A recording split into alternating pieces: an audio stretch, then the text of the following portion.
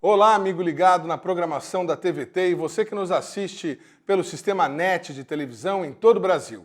Estamos começando mais um programa Brasil Consciência, a sua revista eletrônica semanal sobre ciência e tecnologia. No programa de hoje, um tema muito interessante. Nós vamos falar sobre inteligência artificial. Mas antes, os nossos já tradicionais informes. Bom, informar que o INPE, o Instituto Nacional de Pesquisas Espaciais, está disponibilizando imagens do satélite geoestacionário GOES-16, o satélite que pertence à Administração Nacional Oceânica Atmosférica, está mandando dados a uma base instalada na base do INPE em Cachoeira Paulista, na sede do INPE em Cachoeira Paulista. Então, as imagens de satélite do GOES já estão sendo disponibilizadas pelo Instituto, em breve poderão ser aí utilizadas por pesquisadores de todo o país.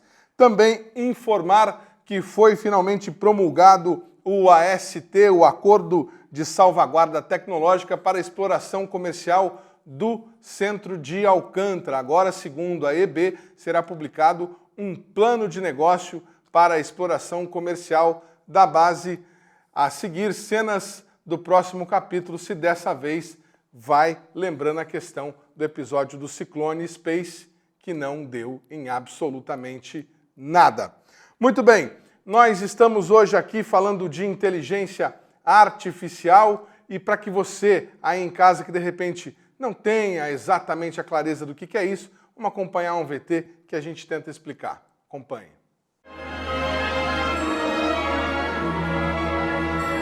A ideia de uma mente construída pelo ser humano que pudesse tomar decisões e até ter sentimentos está presente na literatura, em pinturas e também nos primórdios do cinema.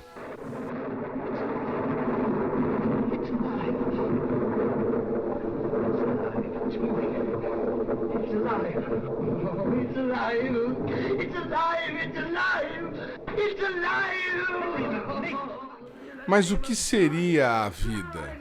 Como reproduzir algo tão subjetivo?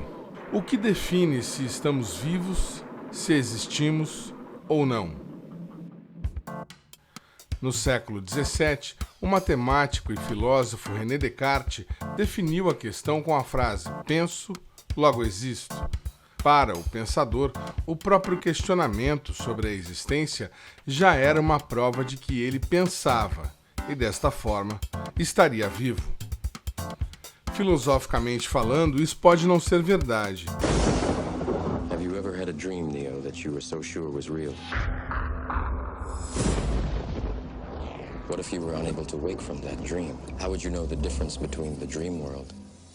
Podemos estar presos em um cruel sistema de sucção de energia humana que nos mantém em transe apenas imaginando uma realidade que não existe, como sugere a trilogia Matrix, na qual as máquinas adquirem vida e passam a controlar os humanos. Mas afinal, as máquinas são capazes de pensar? Essa é a pergunta proposta pelo matemático e cientista da computação Alan Turing, que praticamente inaugurou a inteligência artificial como campo de pesquisa. Turing é apontado como o principal responsável pela construção da máquina de Bombe, que foi usada pelos aliados durante a Segunda Guerra para decifrar a comunicação nazista. You will never understand the importance of what I am creating here. Alan Turing escreveu um artigo que ficou muito famoso, que é Maquinário Computacional Inteligente. Isso foi em 1950. Aí em 1956, o termo inteligência artificial foi introduzido através de um seminário por John McCarthy de Princeton. Turing foi considerado o pai da computação por conta do desenvolvimento da chamada máquina de Turing, projeto base para o primeiro computador. Então, na verdade, a inteligência artificial, muito embora existisse já pessoas que conceberam essa possibilidade há muito tempo, ela só se tornou assim viável, palpável, quando os primeiros computadores começaram a ser desenvolvidos, né? Ele também criou o chamado teste de Turing, que pretendia estabelecer o quanto inteligente uma máquina poderia ser, ou se ela poderia pensar. No teste, uma pessoa deveria enviar perguntas para uma máquina e um ser humano ao mesmo tempo, sem saber com quem estava conversando. Se a pessoa que recebe as respostas não conseguir identificar quem é a máquina e quem é o ser humano, significa que o computador conseguiu passar no teste de sistema inteligente, ou, pelo menos, ser capaz de imitar reações humanas. Ele seria capaz, inclusive, de acordo com os testes clássicos de inteligência artificial, que ele é conceitual, ele seria capaz de se passar por um ser humano em domínios bem específicos. Por exemplo, xadrez, que antigamente era o esporte, o jogo assim mais complexo. Já deve ter uns 10 anos aí que os computadores melhores batem os melhores mestres de xadrez. E no meu caso, qualquer computadorzinho já está bem melhor do que eu. Observa que é um grande desafio, né? Um grande desafio, porque não existe nada mais assim sofisticado, talvez, no universo, que a nossa capacidade de, a partir de dados, a partir do ambiente que nós nos encontramos, ter um cenário, tirar conclusões e, a partir daí, agir de forma adequada. Hoje, sistemas que usam inteligência artificial são até comuns e podem ser encontrados nos mais diversos lugares. A inteligência artificial que ela mistura uma série de conceitos, né? Na verdade, tem até vários nomes que são parecidos com esse, que estão... Cada artigo, cada pesquisa acaba chamando de um jeito, né? Mas todos fazem parte dessa família aí, que é reconhecimento de padrões, aprendizado de máquina, né? Que vem do machine learning em inglês, né? E mais hoje, mais recentemente, né? Os conceitos de redes neurais e também um termo que também está bastante sendo utilizado é o deep learning, que seria aprendizado profundo, né? E isso tudo vem dessa grande área, a inteligência artificial. A inteligência artificial e suas variantes é a última fronteira aberta nesse continente de ideias que se tornou a computação moderna. Mesmo assim, uma máquina totalmente autônoma, capaz de tomar suas próprias decisões, ainda seria um sonho distante. O ser humano é incrivelmente adaptativo. A inteligência humana, ela se adapta, ela reconhece o que ela não sabe, ela procura atrás. Então, tudo isso são ideias que vai chegar nesse ponto. Então, decorar regras de um jogo incrivelmente complexo, capaz de bater um ser humano, que o ser humano tem uma limitação na memória que ele pode usar para os jogos, ele usa mais estratégica, é um problema já resolvido com o Go e o xadrez. Responder perguntas, trivia, dessa parte de trivia, através de uma base de dados de conhecimento gigantesca que é a própria internet, já fomos vencidos também. Então ele pode bater algumas definições de inteligência para algumas tarefas. Muito bem, imagens de um passado não muito distante em que a humanidade imaginava robôs humanoides fazendo o trabalho que nós continuamos fazendo, né? Nós temos aqui dois pesquisadores do INPE, o Haroldo de Campos Velho e o Solon Carvalho. O Haroldo de Campos Velho, que é professor da pós-graduação e pesquisador do LABAC, o Laboratório Associado de Computação Aplicada, e o Solon Carvalho, que é nosso amigo também, diretor do SINDCT, sindicato que mantém esse programa, também pesquisador do LABAC e professor da pós-graduação do INPE. Eles trabalham com inteligência artificial no seu dia a dia e vão tentar ensinar para a gente, explicar para a gente o que é isso, do que se trata. Começando com o Haroldo. Haroldo, a gente pode dizer que inteligência artificial é a resposta para a pergunta do Alan Turing? O computador é capaz de pensar? Essa foi uma proposta, né, do Alan Turing, um dos pesquisadores aí que apareceu no VT, o Dr. Reinaldo Rosa. O Reinaldo apontou essa questão, né, desse artigo, que a gente chama paper, né, numa revista de filosofia e psicologia chamado Mind. E aí ele propôs essa questão. As máquinas são capazes de pensar? Mas isso volta um pouco antes, até inclusive na minha formação. O que a gente estava querendo era fazer com que as operações aritméticas repetitivas fossem processadas de forma mais rápida. Isso deveria ser feito por uma máquina. Então, antes da gente ter esses computadores, tinha as máquinas analíticas, como falava Leibniz, né? E esse era o nosso desejo, era ter uma máquina com capacidade de fazer cálculos aritméticos, fazer computações. É assim que a gente, então, aquele que trabalha é o trabalhador, aquele que faz contabilidade é o contador. Então, aquela máquina que faz computações é o computador. Isso. Então, essa era a ideia original. Mas aí o Alan Turing, que estava trabalhando com essa questão de o que pode ser computado ou não. Isso na época dele, né, era uma teoria nova em matemática, que era chamada teoria da computabilidade. A questão era, o que os computadores podem calcular? Essa era uma questão. E aí ele diz o seguinte, olha, para a gente resolver essa questão simplesmente não é o que o ser humano é capaz de fazer, mas o que uma máquina é capaz de fazer. Então ele elaborou uma máquina teórica chamada máquina de Turing. Bom, mas computação, de certa forma, tem um comportamento inteligente. Isso então levou o Alan Turing a fazer a próxima pergunta mais interessante, que era, mesmo ele no artigo dele, ele diz, as máquinas podem pensar? E depois, como o pesquisador Reinaldo Rosa apontou, num seminário nos Estados Unidos, começou a se retomar essa ideia, mas como uma proposta verdadeira de criar uma nova área de ciência, que era para fazer as máquinas pensarem, as máquinas inteligentes. Inteligência é uma coisa difícil, né, de quantificar. É mais fácil identificar comportamento inteligente. Eu costumo dizer que inteligência é a nossa capacidade de aprendizado. Um dos pesquisadores que pensou isso, quando a gente quer fazer coisas novas, ter soluções novas, quer dizer, aprender coisas novas a partir daquilo que a gente está observando, quer dizer, essa capacidade de aprendizado é uma demonstração de inteligência. A outra demonstração de inteligência seria a capacidade de resolver problemas. Então, uma das coisas que é um comportamento inteligente é extrair informações a partir de grande massa de dados. Que isso, de certa forma, a gente faz. Por exemplo, a gente observa que a Lua está em torno da Terra e está lá fazendo, a gente pode fazer análises, observações e tudo mais. Bom, mas como é que a gente explica esse comportamento estável, de uma órbita estável do nosso satélite natural em torno do nosso planeta Terra? Quer dizer, bom, os dados estão ali, a gente consegue fazer essa medida da órbita da Lua e tudo mais, mas como é que a gente compreende isso?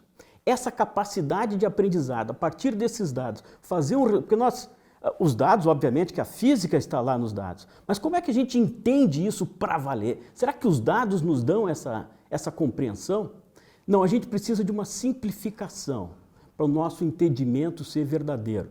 Isso foi o Isaac Newton que mostrou, que ele dizendo o seguinte, poxa, eu tenho um canhão em cima de uma montanha, eu dou um tiro, essa bala de canhão vai e cai na superfície da Terra. Eu boto mais potência no canhão, a bala vai mais longe. Se eu tiver uma potência suficiente, essa bala vai estar sempre caindo, mas nunca vai cair. Então ela se mantém numa órbita estável. Essa capacidade de compreensão de como funcionam as coisas, isso eu diria que é uma capacidade de resolver problemas, uma capacidade de aprendizado, uma inteligência. Talvez antes da inteligência exista um outro conceito que é chamada consciência. Por que nós, né, somos capazes de nos reconhecermos como indivíduos? Poucos animais conseguem fazer isso. Os seres humanos conseguem fazer isso. Alguns golfinhos já foram identificados que têm esse tipo de coisa. Bom, então agora, como é que a máquina consegue fazer? Bom, esse tipo de, toda essa elaboração, né, em várias áreas, isso dificilmente a gente vai ter nos próximos 10 ou 20 anos. Agora, e aí a questão é, o que é inteligência? Como reconhecer isso? Há várias ideias na psicologia, na fisiologia. Uma das questões da fisiologia é o seguinte: a gente tem os neurônios. Quando a gente tem uma grande quantidade desses neurônios que se interligam, aí aparece uma coisa que a teoria do caos chama de a emergência. Que se a gente tiver vários neurônios conectados em uma certa quantidade, isso pode acontecer um comportamento emergente e que isso nos leva à inteligência. E uma vez que a gente consiga fazer porque como alguém mencionou, né, os computadores são capazes de ter uma memória muito maior do que a nossa. Por exemplo, tem um dado que eu li, que hoje em dia os computadores conseguem fazer um diagnóstico médico com cerca de 98% de acerto, enquanto que os médicos, em média, é 65%. Por quê? Porque nós somos limitados. Os computadores não, eles vão pegar avaliações de diagnóstico com determinada doença em todos os bancos de dados do mundo. Bom, como é que um médico pode concorrer com isso? Não vai concorrer. Os computadores nos superam nisso. Mas o médico é capaz de resolver problemas, por exemplo, identificar agora, a gente está com essa questão do coronavírus e tal, quer dizer, como é que isso se propaga e como é que eu resolvo esse problema? Como é que eu imunizo a civilização? Isso não é um problema que por si só vai se resolver, precisa da inteligência e da criatividade humana e, falando em outros termos, precisa de ciência de boa qualidade para proteger a população.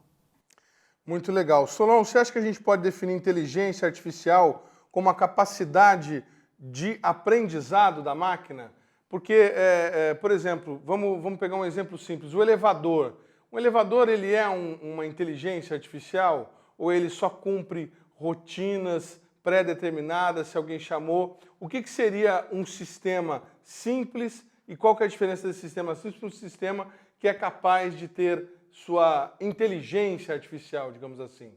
Olha, da forma que a gente entende hoje, eu acho que o Haroldo fez uma excelente explanação de tudo. Quer dizer, hoje, para gente que trabalha em computação, e mesmo vocês da mídia que divulga e que estuda, eu acho que a inteligência está mais no sentido, não tanto do Turing, das máquinas de Turing, então, mas nessa capacidade realmente de pensar, decidir, analisar com criatividade. Isso é uma coisa difícil. Como é que nós vamos dar criatividade para o computador? Mas ele já tem hoje, já consegue? Ele está começando a fazer coisas assim espantosas. Elevador, realmente, não há. Eu não diria que, para o nosso entendimento, que tem uma inteligência artificial. Alguém deu as regras perfeitas e, às vezes, eu pego o meu caso específico, o elevador do meu prédio, tentam mudar o programa para ele ser inteligente, não consegue. Não, eu sei porque eu sou usuário diário daquele elevador e a coisa cada vez se fica, não está previsto. Com dificuldade de não está previsto que pode ter criança conversando na porta do elevador, segurando o elevador. Não está previsto que se um elevador enrosca no meu andar, o outro não vem porque já tem um parado ali. Então tem uma série de problemas que não é inteligente. Ele não percebe isso porque isso não está nas regras que deram para ele, ele segue as regras. Mas seria possível criar um sistema, um algoritmo, em que o computador recebesse algumas orientações iniciais e à medida em que o computador e que os usuários fossem usando, ele fosse aprendendo essas coisas? Isso seria inteligência artificial? Isso seria inteligência. Está muito ligado ao aprendizado. Uma outra coisa que é próximo da minha área, eu acho que a inteligência artificial está muito ligada à capacidade do computador tomar decisões. No caso desse elevador clássico que a gente tem, ele não decide nada, todas as regras já foram dadas, ele segue regras, ponto. Será que um elevador que decidisse, peraí, tem alguma coisa errada, eu vou fazer diferente? Será que isso dá certo? Estou com uma senhora, vou descer com ela, não vou parar para essa pessoa que está esperando, ela tem prioridade. Seria um comportamento inteligente. Né? Seria um computador inteligente. E aí tem outro problema, que eu acho que vai ficar depois, é o problema de até onde ele pode decidir. No vídeo inicial do programa, por exemplo, eu senti falta do 2001, Odisseia no Espaço, que é um filme clássico que o computador, ele decide tomar conta da nave, mandar na nave, com o ser humano dentro. Então, esse problema, que eu acho que a gente ainda vai falar bastante, eu vou deixar por enquanto, que é um problema de ter uma parte humana, ética, moral, que é quase que impossível colocar em regras lógicas. As ciências naturais, dá para decidir muita coisa. No entanto, nas ciências humanas é muito mais complicado. Muito bem, nós vamos a um rápido intervalo e voltamos já já com mais inteligência artificial para você. Um instante só, não sai daí.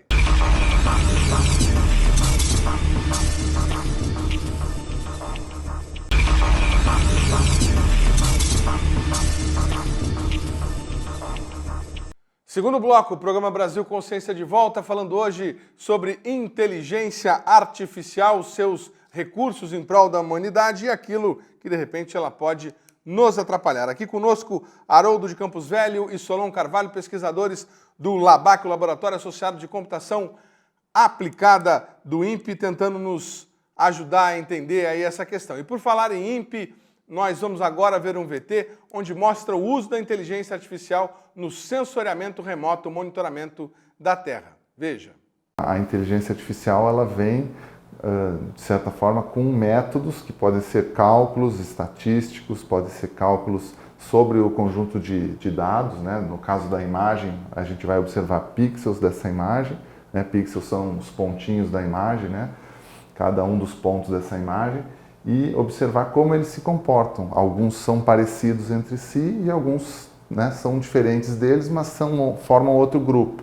E esse jeito de reconhecer esses grupos, né, em conjuntos de imagens é que caracteriza essa inteligência, de certa forma, né, para poder separar uma coisa da outra, né? Essa separação que a gente costuma chamar é o que a gente chama de classificação. Em geral, os métodos se chamam classificação.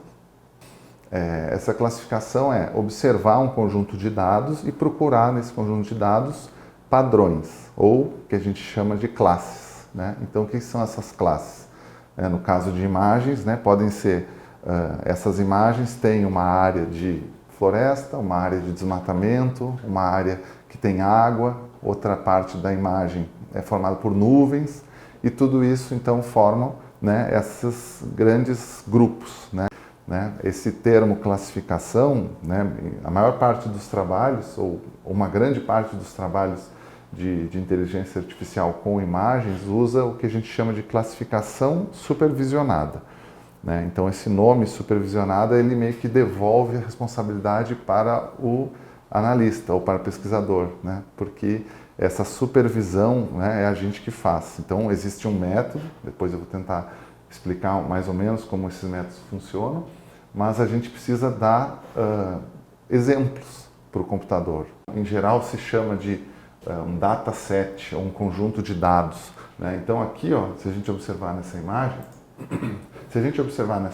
a gente vai ver que são vários pequenos recortes, né? E cada recorte desse possui aí uma informação de um padrão diferente, né? Aqui, esses mais escuros aqui provavelmente são áreas de rios, né? Já tem os outros mais verdes, que são áreas, né, de vegetação, pode ser floresta, áreas urbanas mais construídas, com áreas construídas, áreas com estradas e assim por diante. Todos esses elementos, né, são elementos que são exemplos, que a gente vai passar para o computador e o computador vai pegar, então, e tentar compreender, de certa forma, né, como que todos esses objetos que o especialista, né, antes falou que era floresta, por que todos eles são parecidos?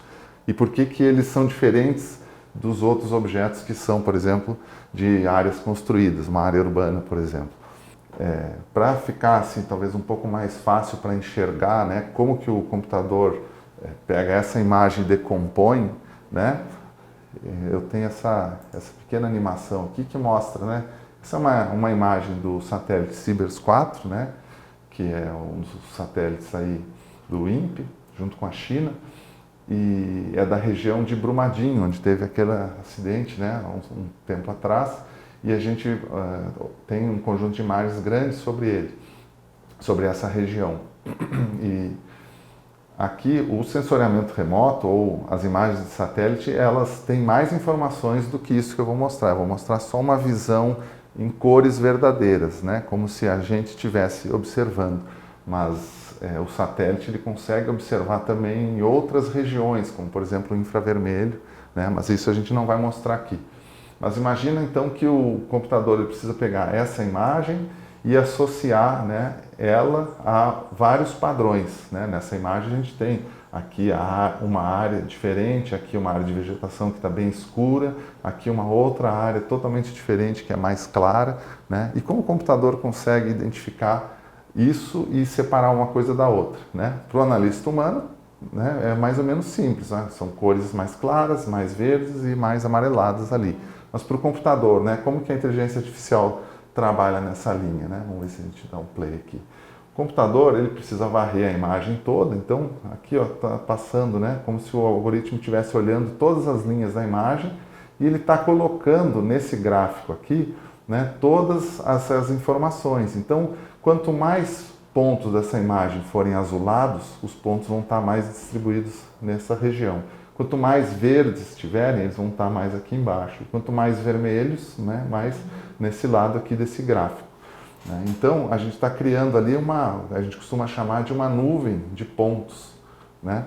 Legal o uso de inteligência artificial no sensoriamento remoto, trabalho feito pelo INPE com louvor e reconhecido mundialmente como um trabalho de excelência. Haroldo, você estava explicando aqui para a gente fora do ar, do microfone, esse trabalho antigamente, como é que ele era feito? Pegava a foto e vinha um operador, um analista ficar olhando ali o que era verde, o que era vermelho, e agora como é que essa computação evolui? Porque eu fico imaginando, o globo terrestre, né, o Brasil, a Amazônia, quantos quadradinhos daquele não devem gerar todo dia, passando satélite, gerando mais memória, mais memória, mais memória. Como é que processa tudo isso? Como é que consegue fazer com que né, vamos lembrar aqui do AT286, como é que faz o AT286 não travar com essa quantidade enorme de dados? Então, o INPE começou esse trabalho, né, fazendo especialistas, né, fazendo uma análise de cada unidade de uma imagem digital, que a gente chama de pixel, né? Então, pixel a pixel, imagina que se a gente tem 1024 por 1024, significa mais de 1 milhão de pixels que a gente tem dentro de uma imagem. Então, esse profissional tinha que fazer uma análise de 1 milhão de pixels. Esse era o ponto. Isso pode ser abreviado, pode ser acelerado, esse trabalho, quando a gente usa técnicas de classificação automática. E uma das técnicas que tem se mostrado muito viável para esse tipo de trabalho é o uso de redes neurais artificiais. Então, o que a rede neural vai dizer é se aquele pixel ele atende a uma classe tipo floresta ou uma classe tipo não floresta. Seria o desmatamento. Que é como ele explicou, ele pega lá, o pixel é verdinho, é floresta. O pixel está marrom, é terra, em plantio, área desmatada. Digamos assim, ou desmatada. Mas o algoritmo vai classificando tudo.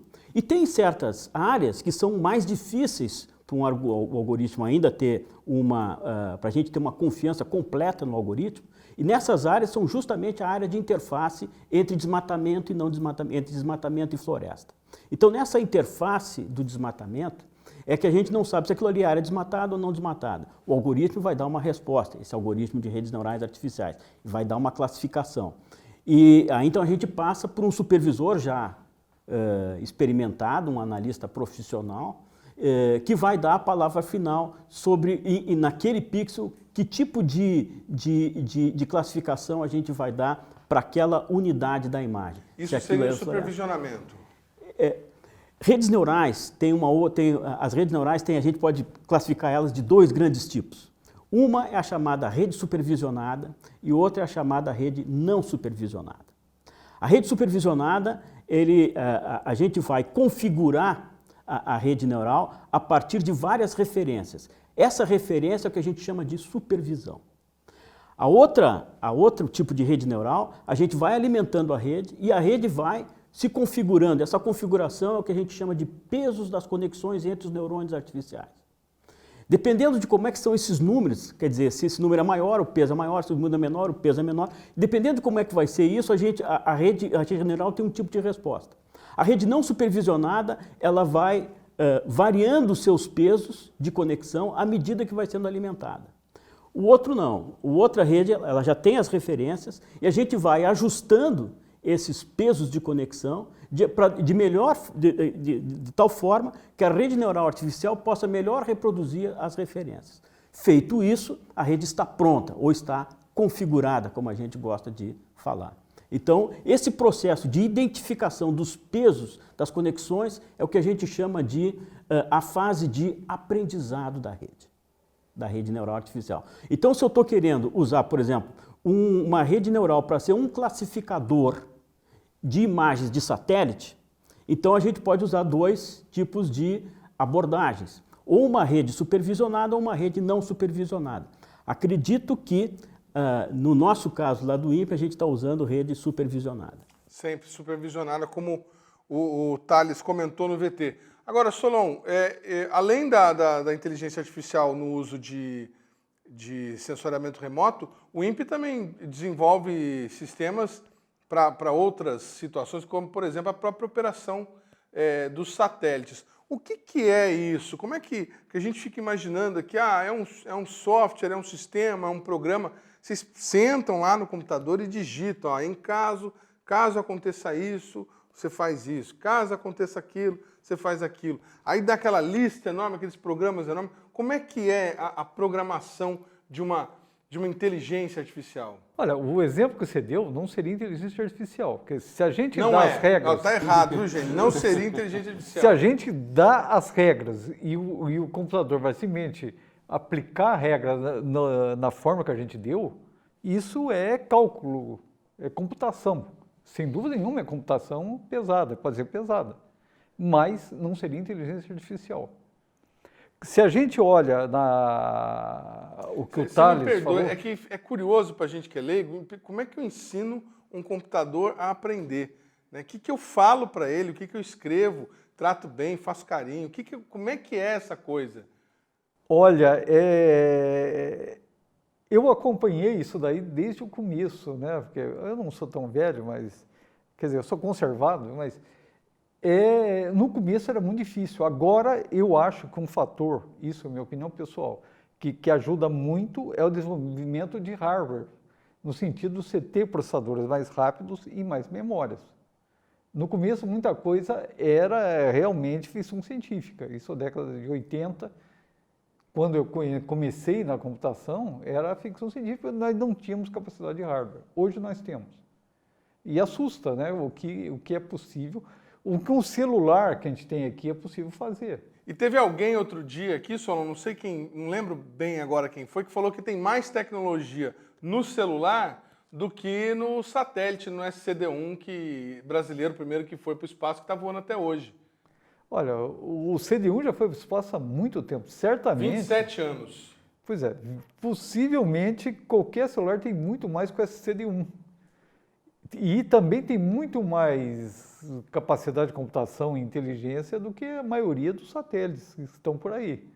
Porque ela é uma equação a bordo com qualidade espacial que limitem muito o hardware.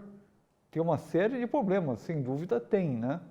Posso pegar qualquer um desses aí, dos mais famosos, o GOES, que a gente falou hoje aqui no começo do programa, enfim, esses geoestacionários brasileiros aí, que nós compramos agora recentemente. Qualquer celular bate em tecnologia um satélite que está lá no espaço? Tecnologia é difícil, porque para levar lá para cima exige muita tecnologia. Capacidade de computação, eu diria que esses satélites devem ter mais. Inteligência artificial, eu acho que a gente toca num problema de segurança, é um investimento muito grande. Então a gente tem que ter algo muito bem testado. Quer dizer, a gente tem aqueles algoritmos de aprendizado de máquina, tem que ter rodado muito aqui a máquina, ter certeza que está bem aprendido antes de mandar lá. Uma decisão errada pode perder muita coisa. Inteligência é tomar decisão, não lembro se eu já falei isso aqui. Mas a programação, Solon, como é que eu falo para o computador? Olha, computador, você vai ser inteligente a partir de hoje. Como é que eu faço isso? É complicado, você não fala, quer dizer, você não fala simplesmente. Aí, eu acho que vem no negócio de você dar meios de o computador aprender. Aprender por si próprio. É diferente quando a gente, por exemplo, o elevador. Eu dou as regras todas e ele simplesmente segue as regras. É muito mais difícil que eu dar um monte de dados. Olha, nessa situação você faz isso e nessa centena de situação você faz isso, isso, isso. Encontra as regras para tomar decisão. Ele tem que aprender as regras. Eu acho que a inteligência artificial está aí, ele aprender as regras, que às vezes a gente não sabe. É muito comum, por exemplo, a discussão de jogo. Um jogo de xadrez, um programa que joga xadrez não precisa ser tão inteligente. Eu dou as regras que eu sei e ele vai ganhar jogadores fracos. Os últimos programas de xadrez e de jogos em geral, eu sei, por exemplo, o último programa de xadrez, eles só deram as regras e meios de aprender. Ele aprendeu sozinho. E ganha do programa que ganhou do Kasparov. O Deep Blue. O último programa já ganha feito do Deep Blue no mesmo computador, eu diria. Sem sombra de erro aí. Ou seja, a qualidade de pensamento está melhorando. Já tem computadores que na mesma máquina roda muito melhor que o Deep Blue. Com menos dados até, com menos bancos de partida, né, que a gente chama.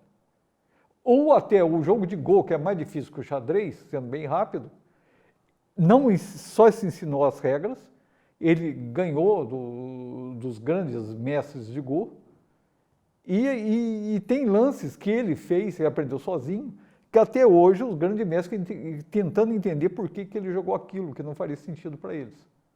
No entanto, ele jogou e ganhou. Estamos colocando na tela nesse momento agora a data precisa para vocês do número de encontros histórico entre o Kasparov russo, que era o bambambam do xadrez mundial, nem sei se ele joga ainda, acho que joga ainda, e o computador Deep Blue, o primeiro que venceu o Kasparov. O Kasparov chegou a ganhar uma queda dele, aí foram lá arrumar o programa e depois... Ganhou uma partida e perdeu o mate. E perdeu o mate. Bom, então não deu para o ser humano. Nós vamos para um rápido intervalo e voltamos já já. Um instante só, não sai daí.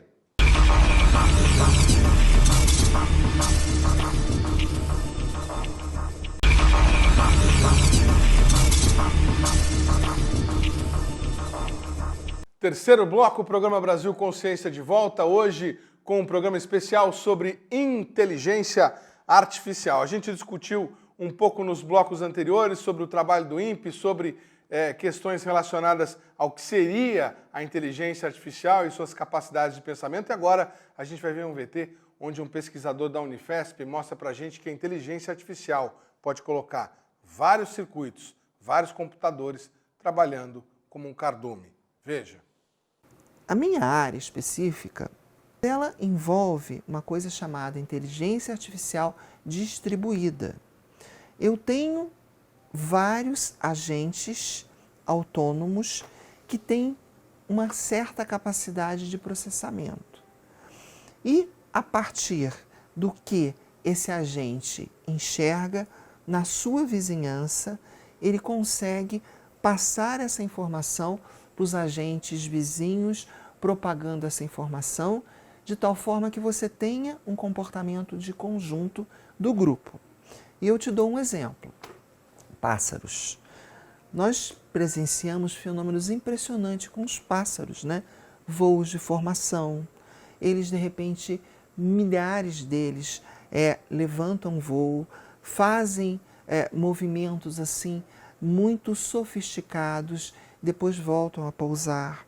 Nós temos, por exemplo, cardumes de peixes, assim muito popular, muito conhecido, um comportamento dos cardumes, que eles reagem quando eles são atacados, né?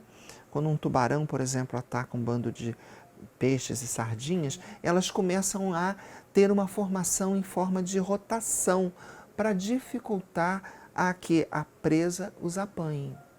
Então, isso é algo muito sofisticado, porque, veja, não tem uma entidade central coordenando o movimento. A partir do que você está vendo na sua vizinhança, você está fazendo com que surja uma estratégia de grupo.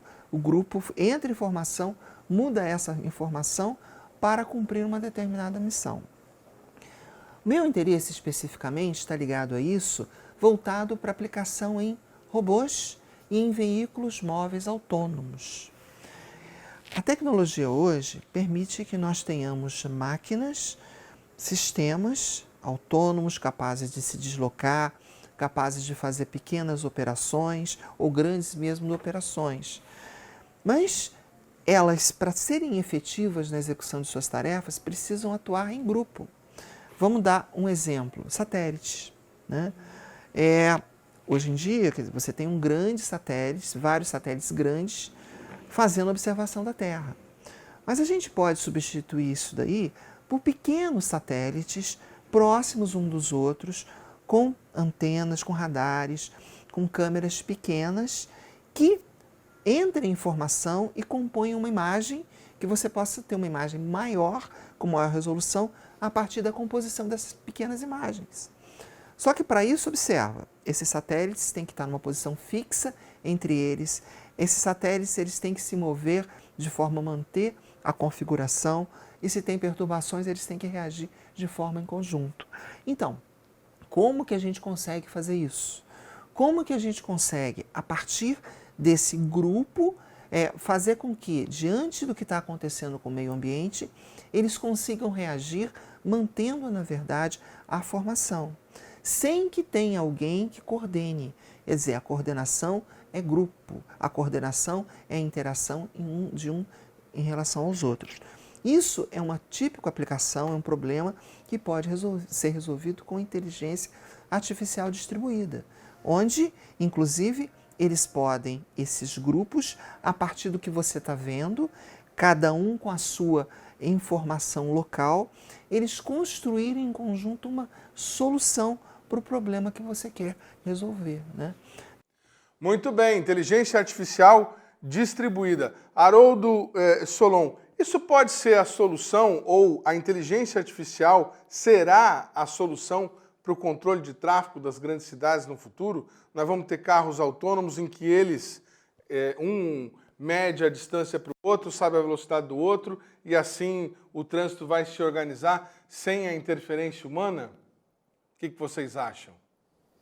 Bom, a minha opinião é que os automóveis vão ter a navegação autônoma, como a gente diz, e, bom, eles podem ter uma missão específica, como falou no VT do Elbert lá, que era uma constelação de satélites, em que eles têm que gerar informações do planeta o tempo todo. E, em geral, o que a gente faz é talvez até uma superposição. Então, tem mais satélites do que a gente poderia precisar. Mas o que acontece? Por que tem que ter mais satélites? Isso é para ter um sistema robusto, de tal forma que o seguinte, se algum satélite falhar, então vai ficar um buraco. Então, como é que esse sistema se reorganiza para evitar que continue, a gente nem percebe, continua tendo o mesmo nível de informação que tinha com um satélite a mais. Então a gente faz um pouco mais, quer dizer, bota uma constelação de satélite um pouco acima, né? Porque quando tiver problema, o próprio sistema se organiza. Seria como se um neurônio morresse, por exemplo. E como é que esse sistema se reorganiza? Ele tem um sistema de agentes que vai passando informação de um para o outro. Então tem uma certa superposição, porque tem tem bastante satélite que é capaz de fazer o imageamento do planeta, então tem uma superposição de imagens. Quando um satélite falha, o que vai acontecer é que a gente vai perder um pouco vai ter um buraco. E para evitar isso aqui, a gente vai diminuir a superposição, mas de forma a completar toda a informação para o planeta inteiro. Isso a gente chama de colônia de robôs, que é um comportamento inteligente. Não chega a ser exatamente inteligência artificial. Como eu disse, né, eu vim dessa área o meu negócio era desenvolver métodos numéricos para ser mais eficiente, para ser mais capaz de resolver grandes problemas desse tipo que a gente chama de equações diferenciais, como é a previsão numérica do tempo. Mas aí apareceu um problema para mim, porque hoje em dia fazer a previsão numérica do tempo, que é resolver as equações diferenciais, já não é o grande desafio.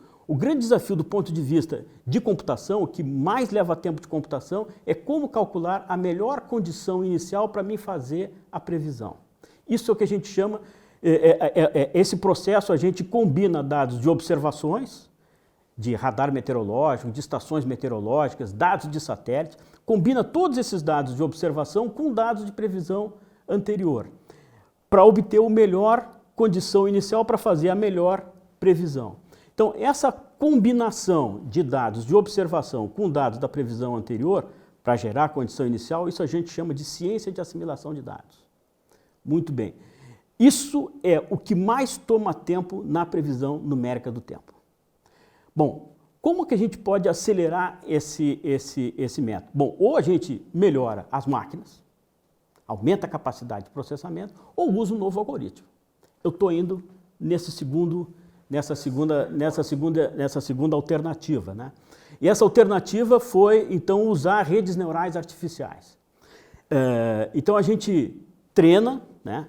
A gente configura a rede neural que seja capaz de emular esses métodos de assimilação de dados que usam grande capacidade de computação e precisam de grande capacidade de computação. E com essa rede neural, o que a gente fez foi o seguinte, é diminuir brutalmente o tempo de processamento. Em alguns dos nossos experimentos, por exemplo, a gente conseguiu emular uma dessas técnicas clássicas de assimilação de dados, que é chamado filtro de Kalman por conjunto, em inglês Ensemble Kalman Filter. Então, então a gente montou uma rede neural capaz de emular esse tipo de processamento pelo o filtro de Kalman por conjuntos. Isso permitiu que a gente acelerasse o processo de processamento em 95 vezes mais rápido com redes neurais artificiais. Então, isso significa dizer o seguinte, aquele processamento que eu fazia em 1h30, hoje eu consigo fazer em menos de 3 minutos. Já está em funcionamento no INPE? Já não, a gente está testando isso. A gente está testando isso. A gente fez isso com um teste com um modelo muito similar ao que é usado no INPE, que é o modelo da Flórida.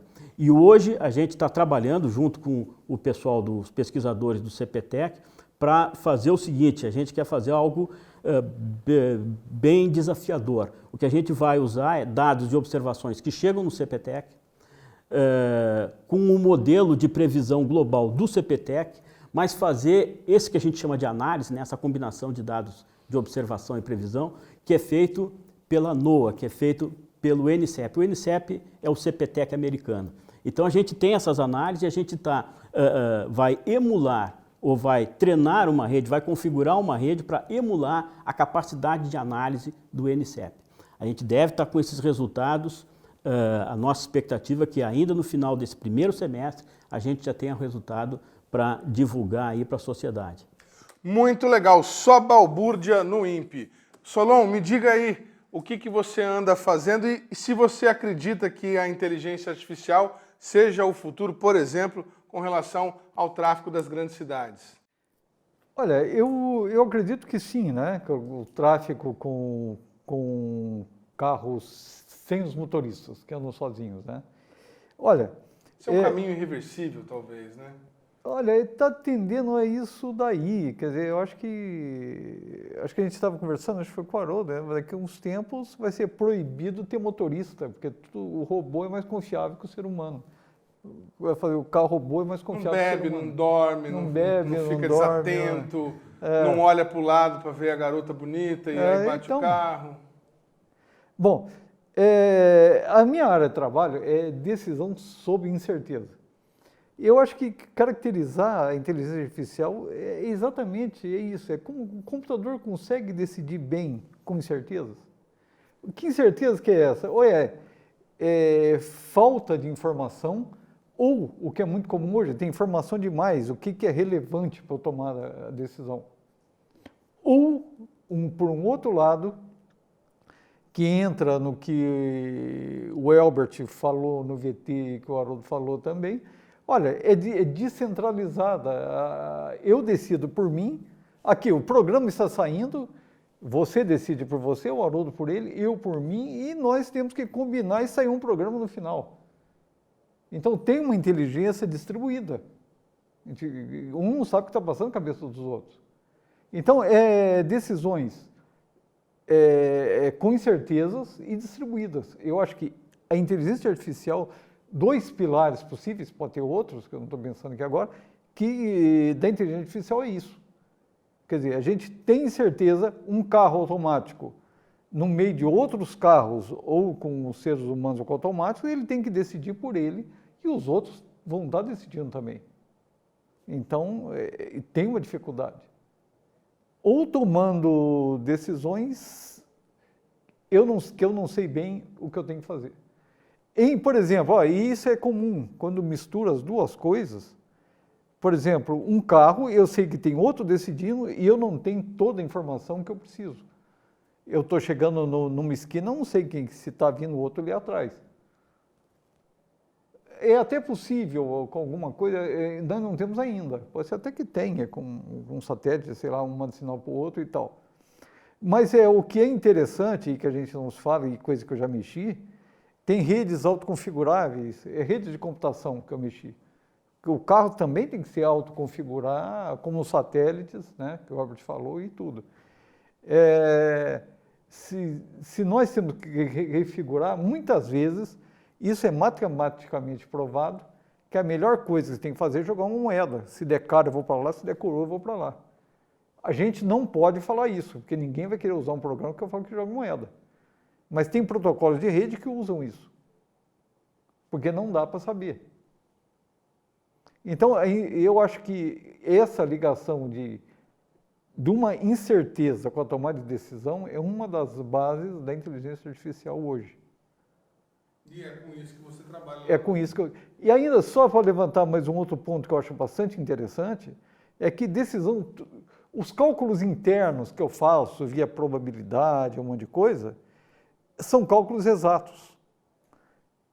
Quando eu vou usar a inteligência artificial, mesmo a maneira de calcular não é exata. Então, o computador, ou eu tenho que fazer essa conta ou essa conta. Literalmente, jogue um dado, se der cara, faça essa, se der coroa, você faça essa. E muitas vezes dá para mostrar que, olha, é mais rápido, vai muito mais rápido e melhor fazer assim do que fazer tudo que tem que ser feito. 50% de chance de Quer dizer, é incerteza num cálculo de incerteza. Isso é inteligência artificial. Ajudei? Que coisa mais maluca. Bom, o Papa Bento XVI se manifestou recentemente com relação à inteligência artificial, demonstrando preocupação com o tema. Muita gente, além do Papa, também já se manifestou nesse sentido, preocupado com os caminhos que a computação pode tomar e a sua influência na vida dos seres humanos. Vamos ver no VT com o chefe do LAC, o que ele pensa a respeito disso. Fez sucesso há um tempo atrás um filme chamado Her. Há um lançamento de um novo software, um sistema operacional e que ele foi feito para ser uma espécie de companhia mesmo do usuário. Theodore, I saw in your emails that you'd gone through a breakup recently. You're kind of nosy. Am I? You'll get used to it. Nós estamos perto disso, de uma máquina começar a aprender e não só aprender, mas ter personalidade, que eu acho que é o que diferencia aí nós seres humanos das máquinas. Nós estamos bem perto disso num domínio específico, porque no filme você tem uma inteligência artificial no corpo, então ela tem, para todos os efeitos, ela tem as habilidades físicas também e as habilidades, o que é mais importante, as habilidades sensoriais de um ser humano. Mas há um tempo atrás a Microsoft publicou um robô no Twitter que era capaz de reagir a comentários humanos. E é uma história chega a ser triste, porque ela começou a aprender com os comentários das pessoas, e ela reagia de acordo com os comentários. Eu não conheço detalhe técnico, porque eu confesso que é uma coisa que até me deixa curioso, mas eu acho que tem alguma inocência em você colocar uma mente praticamente branca que é para se comunicar. O que aconteceu com esse robô do Twitter, eu não consigo lembrar o nome dela agora, ela começou a ficar racista. Porque as pessoas começaram a responder e ela começou a aprender um padrão de comunicação que era racista, porque de propósito as pessoas fizeram isso. Então existem casos desses em que você pode, vamos dizer, perturbar Uma máquina aprende e ela acaba aprendendo alguma coisa que não é útil. Então ela não chegou a abandonar ninguém, mas eles desativaram porque ficou a situação bizarra de uma máquina que foi feita para se comunicar com seres humanos. E acaba aprendendo o pior que a gente tem para mostrar. A inteligência artificial ela vai avançando, mas a gente sempre pensa que muito que a gente faz da nossa inteligência ela é sensorial. A gente percebe o mundo, a gente mexe nas coisas. Nós somos capazes de coisas curiosíssimas e a gente não consegue. Não pensamos nisso quando pensamos na inteligência artificial de décadas atrás.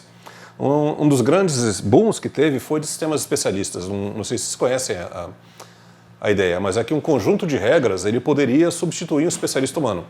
Então nasceu essa ideia de sistema especialista baseado nisso, que eu poderia conversar com o ser humano, extrair o conhecimento dele através de regras, programar uma máquina para isso, e essa máquina substituiria um especialista humano. A ideia era instigante na época. Imagina, você tem déficit médico, você pode ter uma máquina que entrevista você e te dá um diagnóstico, mas a aquisição do conhecimento não foi simples e às vezes aquela experiência inata que o médico tem, ela não pôde ser transformada em regras. A humanidade deve se preocupar com a evolução das máquinas. Existe a possibilidade, nós vivemos aí o juízo final do Exterminador do Futuro? Essa em particular não, mas a possibilidade de mau uso da tecnologia existe para qualquer tecnologia. Qualquer tecnologia ela pode ser usada incorretamente, pode ser usada, não dizer para o mal, como se tivesse um cientista querendo fazer isso. Mas a gente diria que um carro, teoricamente, é uma máquina que deveria levar a gente do ponto A para o ponto B, mas ele polui e tem acidentes. Então qualquer tecnologia pode ser mal usada. Eu acho que o nosso risco muito maior, assim, para a humanidade em geral, é a inteligência artificial começar a ser usada para a discriminação. Eu acho que o poder do estrago é muito maior para isso. Já existem estudos, inclusive nos Estados Unidos, que sistemas capazes de reconhecer faces já foram aplicados para reconhecer faces de criminosos. Eles tendem a usar um fenótipo, acertar mais para um fenótipo ou perdoar mais outro fenótipo. Isso já tem acontecido, é bastante desagradável, as pessoas já têm trabalhado sobre isso. Existem, inclusive, cientistas preocupados com a ideia de que, eventualmente, você vai poder usar robôs para guerra. E se você pode usar para guerra, você pode usar para terrorismo.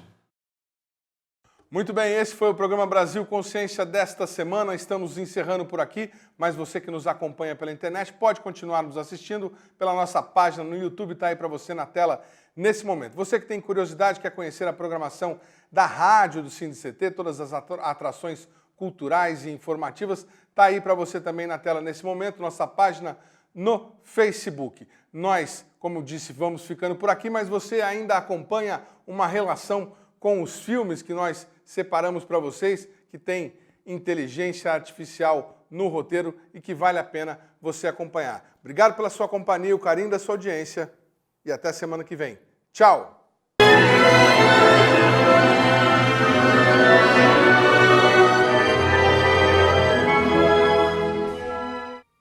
I'm sorry, Dave.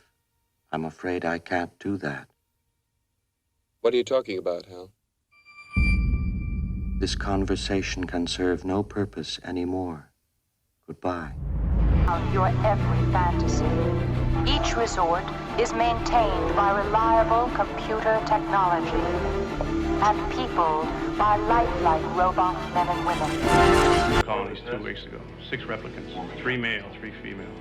They slaughtered 20. A Blade Runner's job is to hunt down replicants. Manufactured humans you can't tell from the real thing. What's this?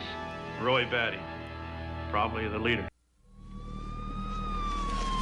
In this city, under cover of darkness, someone is stalking Sarah Connor. Sarah Connor? Yes.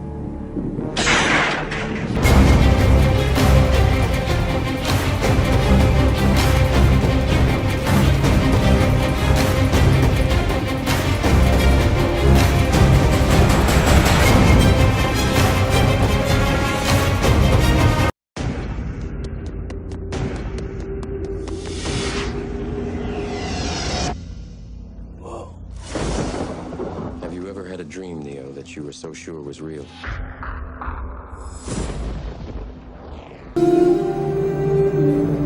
In a distant future, in an age of intelligent machines, he is the first robotic child programmed. Theodore, I saw in your emails that you'd gone through a breakup recently. You're kind of nosy. Am I? You'll get used to it. Over the next few days, you're going to be the human component in the Turing test. One day the AIs are going to look back on us the same way we look at fossils.